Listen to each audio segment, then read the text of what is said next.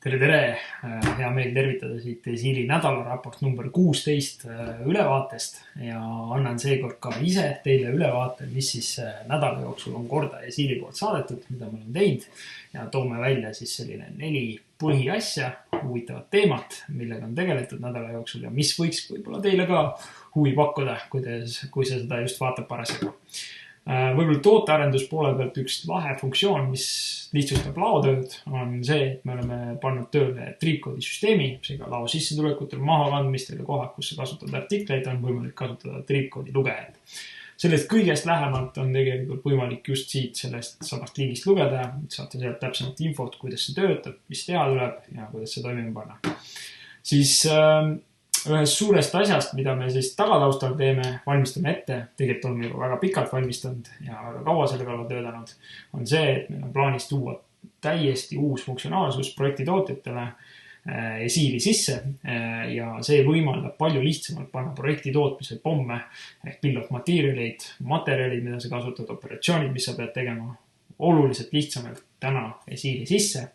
Ja ma usun, et see saab olema kõigile projektitootjatele väga kasulik tööriist. Sellega me tegeleme tagataustal, sinna me paneme väga palju ressurssi ja energiat. Ja ma usun, et ma sellest räägin tähemalt nädalaraportis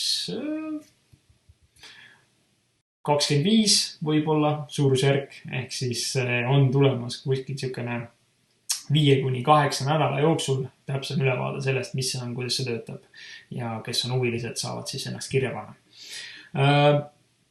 Jagame täna siis teiega ka 2 blogipostitust, mida me oleme teinud. Ehk siis esimene on siis Angelika poolt, kes on meil kontoris hoiab korras kogu kontori poolt, aga kuna meil kontorit pole, siis tuleb seda virtuaalselt kõike teha, nii nagu kohane on ühele IT-ettevõttele ka samamoodi virtuaalselt kõike teha. Siis ta räägib tegelikult sellisest asjast, mida me oleme katsetanud nagu enese hindamine, enda tunnete hindamine ja miks see on vajalik. See ongi vajalik tegelikult selle jaoks, et kui tiimis võib-olla muidu on sellised vaikimisi süsteemid, kuidas asjad toimivad, kuidas keegi saab kellegile toeks olla, vaata, et sul on vist raske, kuule, kas ma saan aidata. Siis nüüd, kui kõik on kodukontorites, üksi tõstavad suuri raskusi, on väga raske aru saada, et kellel on raske ja kelle jaoks on liiga raske ja tuleks minna appi ja aidata, et siis saavutada selline tiimitunne, et kõik saaks tehtud, kõik saaks üksteist toetatud ja keegi peaks oma raskuste alla üksi jääma. Ja samamoodi on ka võitude jagamisega, sest need võitude jagamised, eriti sükestel aegadel, kus kõik räägivad negatiivsetest asjadest, on oluline jagada ka võite. Ja sellepärast väga huvitav postitus, soovitan kindlasti kõigil lugeda, et kus just teevad remote tööd, et kuidas siis hoida tiimi joone peal ja tiimitunnet üleval. Sest sealt tulevad ju tulemused. Execution is everything.